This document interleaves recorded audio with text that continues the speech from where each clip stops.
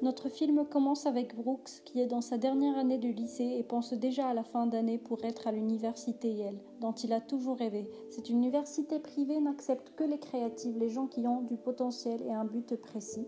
Alors il s'acharne à écrire un discours spécial qui présente tout ce qu'il peut donner en temps.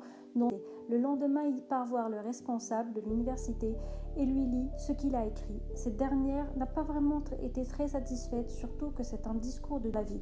Il revient chez lui déprimé et son père lui dit de choisir une autre université car celle-là est trop chère et qu'ils ne peuvent pas la payer. Mais Brooks est tellement enthousiaste, lui dit qu'il va s'occuper de tout. Notre Brooks, en parallèle des études, il travaille avec son ami Mervy dans un petit snack. Brooks lui demande comment il a été accepté dans son université. Mervy lui a dit qu'il a écrit un discours à l'envers pour les personnes qui ont des difficultés de lecture. Un de leurs amis arrive, c'est un beau gosse riche avec une belle voiture que Brooks espère un jour pouvoir conduire. Et le soir de la fête, Brooks va chez Celia, c'est la cousine de Rhys, et rencontre son père. En attendant que Celia descend, elle l'entend s'engueuler avec sa maman par rapport à des chaussures de talons que la maman l'oblige à mettre. Mais Celia descend avec des bottines qui n'ont aucun rapport avec sa tenue. Mais Brooks la défend et leur dit que les talons ne font que fatiguer les femmes. Et Celia sort de la maison contente de ce que Brooks a dit et lui ouvre la porte de la voiture, mais Celia lui parle mal et lui dit qu'elle sait ouvrir les portes elle-même. En partant vers la soirée, Brooks voulait utiliser le GPS, mais Celia lui dit sur une autoroute abrégée qui emmène à une bibliothèque que Celia souhaite descendre et rester. Brooks lui dit de partir, que le fait de danser et boire est plus amusant que de lire des livres. Alors, il lui dit qu'il est responsable d'elle et qu'il va pas la laisser comme il l'a promis son père. En arrivant à la fête, une fête qui se fête au lycée, il trouve que personne ne danse. Alors Celia lui dit que les jeunes viennent ici juste pour prendre des photos pour Instagram.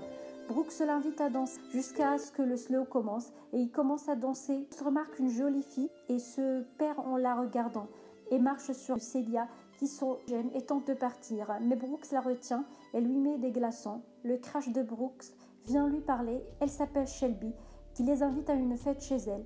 En rentrant, Celia dit à Brooks qu'il lui rend un service de qualité. Il lui ouvre la porte et prend bien soin d'elle, qu'il faut qu'il soit un acteur et il va gagner bien sa vie. À l'arrivée, Brooks demande au père de lui donner l'argent. Ce dernier lui donne plus de ce qui a été prévu et lui dit qu'il croyait qu'il n'allait pas rester 3 heures avec sa fille. Brooks a une idée et la discute avec son ami. Il a décidé de créer une application de rencontre payante et puisque Mervy est un informaticien, il lui demande de l'aide pour la créer.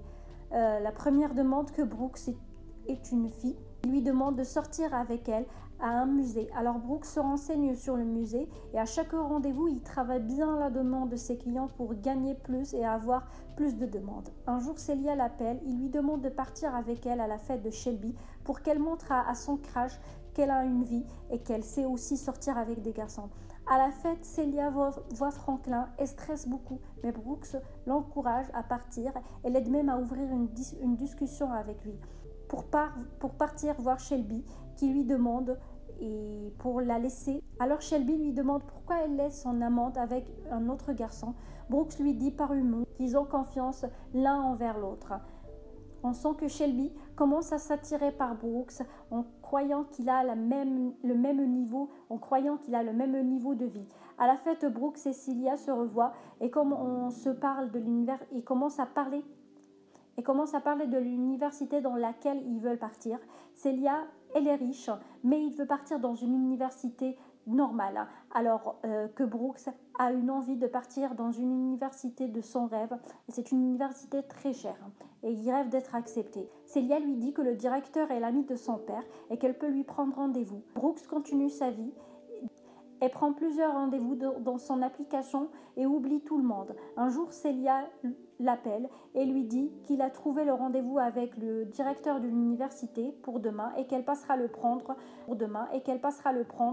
Quand elle a passé chez lui, elle était bizarre, il portait des lunettes, il avait l'impression de quelqu'un d'anormal, ce n'était pas lui. Alors, Celia lui dit d'enlever les lunettes et de n'être personne d'autre que lui. En étant avec le principal en réunion, Brooks commence à lui raconter ses études, elle lui parle de ses notes, mais le principal ne semble pas intéressé et lui dit qu'il cherche quelqu'un d'important, quelqu'un d'unique et d'exceptionnel, et qu'il y a des activités hors des études. Brooks alors commence à lui parler des abeilles et de leur variété. Alors le principal suit attentivement ce que disait Brooks. En sortant, Brooks a raconté à Celia qu'elle s'est renseignée sur les occupations du principal et pour pouvoir le convaincre, il a étudié les abeilles. Alors Celia lui dit qu'il ne devait pas faire ça, que c'est pas correct car c'est son destin et non pas un rendez-vous sur son application. Les deux partent en voiture et commencent à s'engueuler. Puis Celia s'excuse et ils deviennent amis et commencent à sortir ensemble, même avec Mervy. Mervy aime passer du temps avec eux, mais Brooks lui dit qu'elle doit partir et qu'il a du travail. Mervy se sent délaissée et part. Celia a eu un rendez-vous avec Franklin, mais elle a été moins attirée par lui. C'était une personne compliquée, une personne vide qui parlait que de lui. Ensuite, Brooks l'appelle, demande ce qu'elle a fait avec Franklin et pour ne pas être bizarre, elle lui dit que tout s'est bien passé et qu'il se plaît. Alors Brooks lui demanda s'il a réfléchi à l'annonce qu'ils vont faire dans la fête de Shelby, car il veut se mettre avec Shelby. Le jour de la fête, Brooks vient emmener Celia pour répéter le discours de séparation. Le but, c'était de faire croire aux gens que Celia a trompé Brooks avec Franklin. Mais Brooks n'a pas dit seulement ce qu'il devait dire, mais aussi il a créé des histoires. Il a fait un sketch juste pour être innocent et pour que Celia paraît bizarre et paraît mytho. Il a dit même des mots qui ont blessé Celia et tout le monde a cru son histoire. Brooks alors lui a envoyé un message pour lui dire bravo, que c'est bien passé, mais Celia n'a pas répondu. Le jour de bal arriva et Brooks était en campagne de Shelby et à la fête il rencontre une fille de l'application qui le remercie de l'avoir aidé à sortir de sa coquille et de trouver l'amour. Shelby lui demande de quelle application elle parle, alors Brooks lui raconte ses ambitions et ce qu'elle veut faire. Est-ce qu'il économise de l'argent pour partir à l'université et qu'il n'est pas riche comme elle le croit. Shelby le laisse et part, mais Brooks voit Celia et l'invite à se danser, sauf que cette dernière a refusé et lui dit que c'est pas une deuxième copine pour lui, qu'il est égoïste et qu'il pense qu'à lui-même. Même au boulot, Brooks revient à la maison déprimé et décline toutes les demandes d'application et cette fois-ci il écrit une lettre d'admission qui parle bien de lui, de ses ambitions et de ce qu'ils sont réellement, que Celia c'est la seule fille avec laquelle il se sentait lui-même, avec laquelle il agissait normalement. Brooks appelle Celia pour parler de l'université et lui dit que l'endroit où il est obligé de faire semblant d'être une autre personne, ce n'est pas vraiment un endroit pour lui.